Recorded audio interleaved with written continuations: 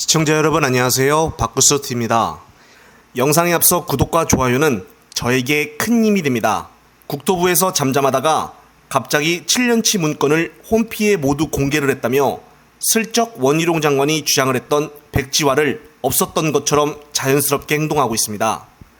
국토부는 백지화란 다시 없던 것이라는 변명을 어떻게 표현하고 있냐면 일종의 충격요법이라는 생뚱맞은 황당한 대답을 했다는 것입니다.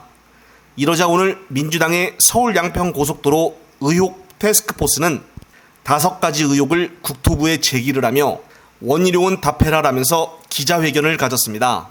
따라서 26일에 맞붙을 국토부와 민주당의 질의는 상당한 정쟁이 될 것이 분명해 보입니다. 어쨌든 지금 국민들은 아직도 풀리지 않는 의문점에 많이들 답답해하고 있습니다. 그리고 여기서 하나 우리가 모두 인식하지 못하고 있는 것이 있는데요. 그것은 바로 왜 이렇게 국토부가 제대로 된 확실한 대답을 안 해주는 것일까입니다. 따라서 이렇게 서로들 답답함에 어쩔 줄을 몰라 하고 있는 상황에서 뉴스타파 봉지욱 기자가 고속도로 의혹에 대해서는 처음으로 주목할 만한 기사를 보도했습니다. 봉 기자에 따르면 국토부 도로정책과에 지난 1월에 작성한 공문을 입수를 했는데 바로 이 공문에 노선의 종점이 바뀐다는 사실이 처음 등장한다는 것입니다.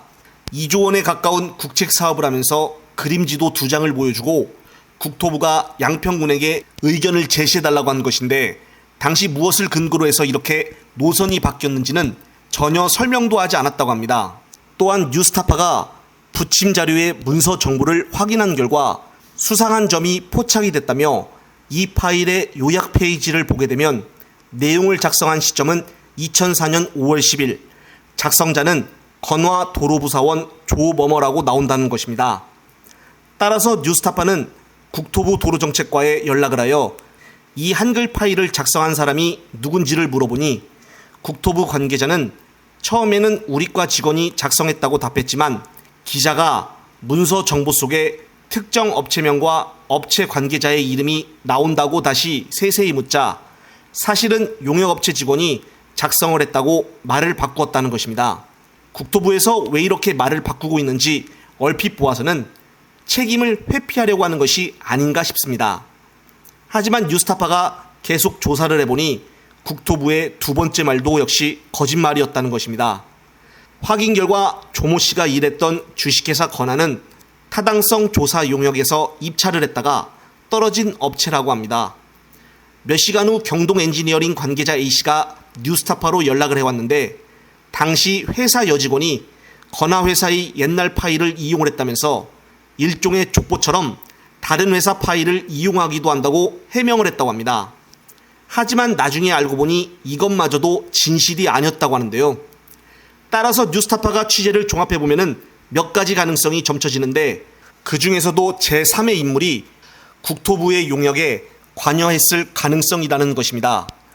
따라서 문제의 부침 자료 이외에도 용역업체가 국토부에 제출한 문건 중에는 최초 작성 시점이 2010년으로 나오는 것이 따로 또 존재한다면서 용역업체가 지난해 5월 국토부에 처음 제출한 용역 착수 보고서가 바로 그것이라고 합니다. 용역을 시작한 지 불과 한 달 만에 종점 변경을 제안했기 때문에 국토부 또는 제3자로부터 사전에 관련 데이터를 제공을 받아 그것을 바탕으로 용역 초기부터 변경된 종점을 내놓은 것이 아니냐는 의혹이 제기된다는 것입니다. 따라서 지금 계속적으로 의문의 꼬리를 물게 해주는 바로 2개의 용역업체 회사 책임자와 현재 양평군청에서 초고속으로 승진한 국장, 이렇게 3명을 제대로 조사만 한다면 우리가 궁금해하는 많은 것들이 해소되지 않을까 싶습니다. 영상을 보신 구독자님들은 어떤 생각이 드시나요? 이번 영상은 여기까지입니다. 시청자 여러분, 시청해 주셔서 감사합니다.